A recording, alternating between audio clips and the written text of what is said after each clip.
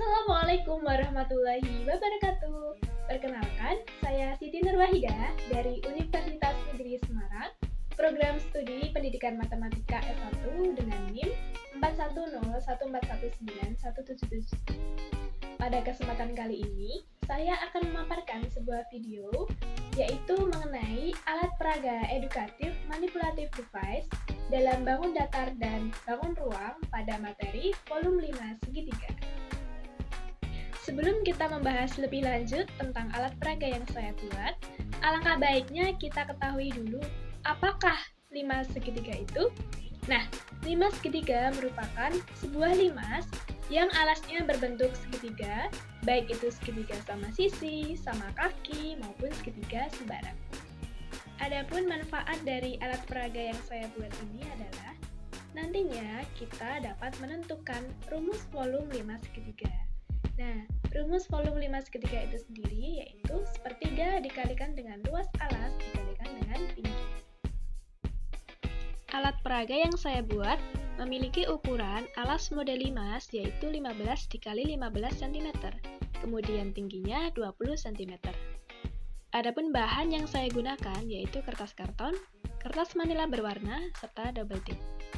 Kemudian, alat apa saja sih yang saya gunakan? Di antaranya ada penggaris, gunting, pensil, maupun spidol. Gambar berikut merupakan model limas yang akan saya buat, di mana limas segitiga ini nantinya adalah bagian dari limas segi 4. Langkah pembuatan alat peraga ini yang pertama, buatlah pola jaring-jaring limas segi 4 di kertas karton dengan ukuran 15 dikali 15 cm untuk alas dan tingginya 20 cm. Mengapa saya menggunakan jaring-jaring 5 segi 4 ini? Nah, nanti akan saya jelaskan pada video berikutnya. Kemudian yang kedua adalah potong kertas karton tersebut mengikuti alur pola limas. Selanjutnya, satukan masing-masing pola sehingga membentuk 5 segi 4. Langkah terakhir yaitu bagilah 5 segi 4 tadi menjadi 2 bagian sehingga diperoleh 5 segitiga. Ini merupakan langkah pembuatan alat peraga, yaitu pertama-tama kita buat dahulu pola berbentuk 5 segi 4 pada kertas karton.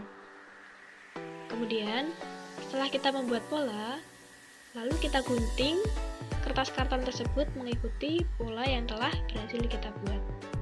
Kemudian setelah kita potong, lalu kita satukan setiap sisi dari 5 segi 4 sehingga membentuk sebuah bangun yaitu 5 segi 4. Setelah itu, kita bagi dua bagian sama besar atau kongruen dari 5 segi 4 tersebut sehingga terbentuklah dua bangun 5 segitiga yang kongruen.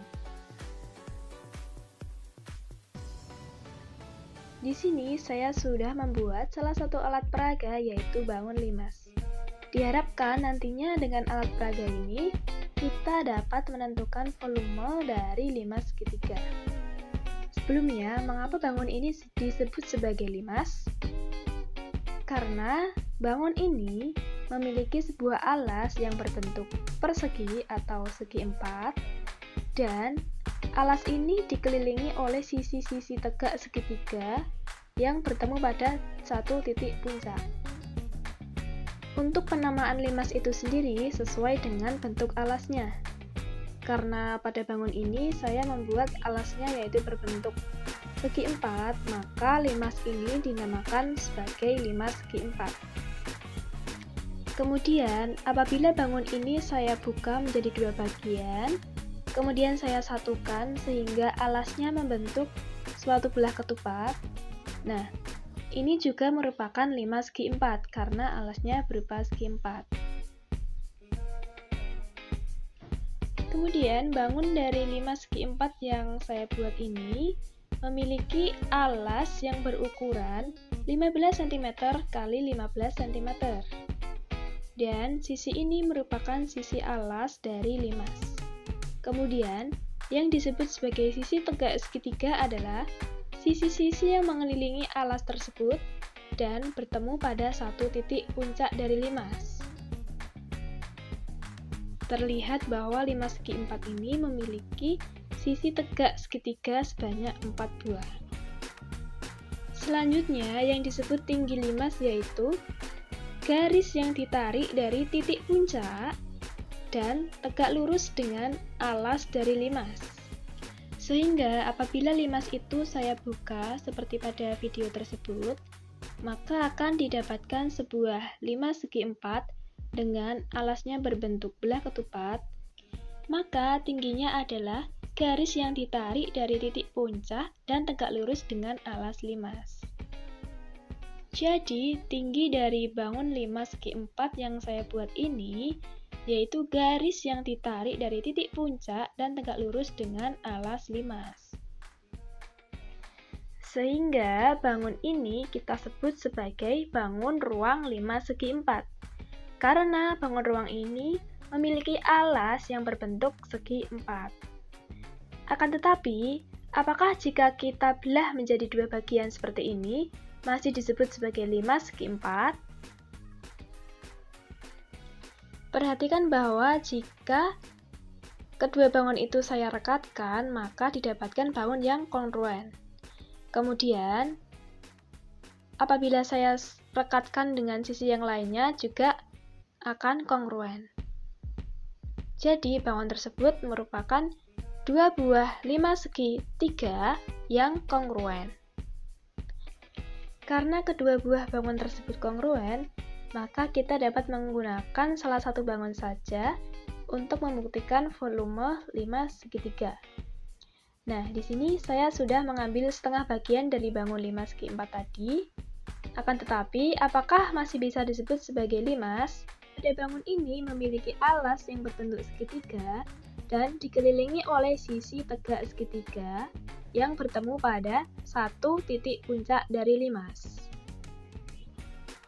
Karena alas dari bangun tersebut berbentuk segitiga, maka dapat kita katakan bahwa bangun tersebut adalah limas segi 3. Kemudian, selanjutnya kita akan membuktikan bahwa volume limas segitiga ini merupakan setengah dari volume limas segi 4.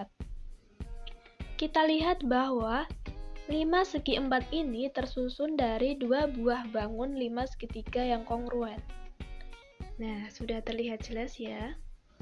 Jadi, untuk menentukan volume dari sebuah limas segitiga ini, dapat dikatakan bahwa volume limas segitiga merupakan setengah dari volume limas segi 4.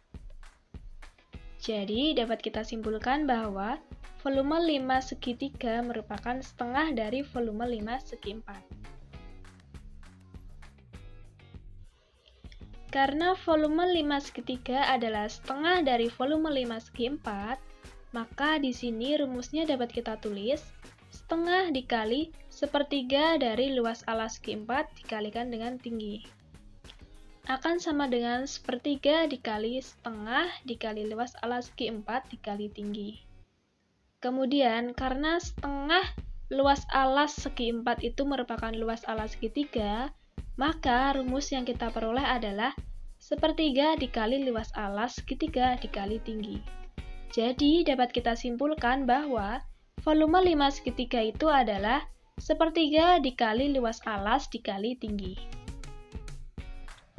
Itu tadi adalah pemaparan mengenai alat peraga untuk mencari volume limas segi 3. Mungkin cukup sekian dari saya. Apabila terdapat kekurangannya, saya pribadi mohon maaf. Terima kasih telah menonton video ini. Semoga bermanfaat untuk kalian semua. Dan saya akhiri. Wassalamualaikum warahmatullahi wabarakatuh.